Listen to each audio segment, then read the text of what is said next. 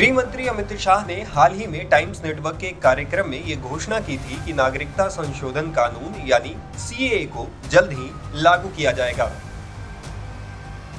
गृह मंत्री ने कहा था कि मैं साफ कर देना चाहता हूं कि सीएए किसी भी व्यक्ति की नागरिकता नहीं छीनेगा। गृह मंत्री ने कहा कि विपक्ष मुसलमानों को भड़काने का काम कर रहा है। सीएए देश का कानून है, इसका नोटिफिकेशन निश्चित रूप से हो जाएगा और चुनाव से पहले के बाद पहले ही होगा।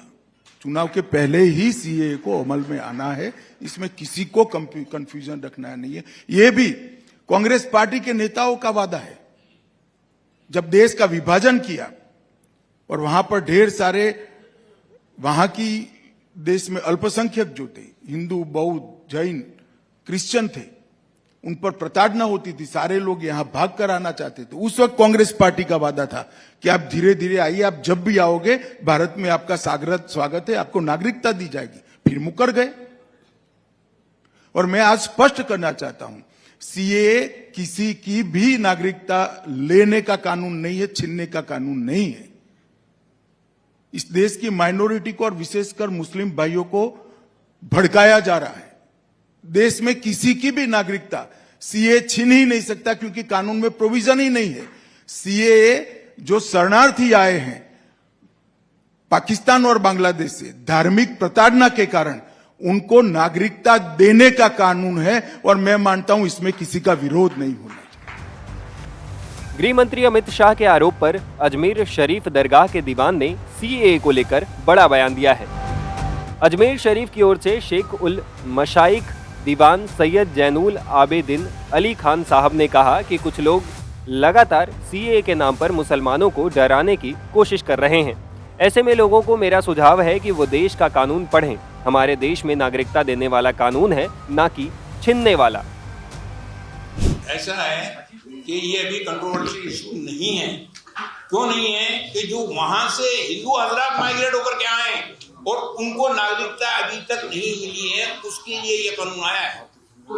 भारतीय मुसलमानों के लिए नहीं है और मैं खुद उसके लिए बोलूंगा अगर कोई बात होगी तो। दीवान साहब ने आगे कहा, हमें हर मसले को कोर्ट में ले जाने से बचना चाहिए।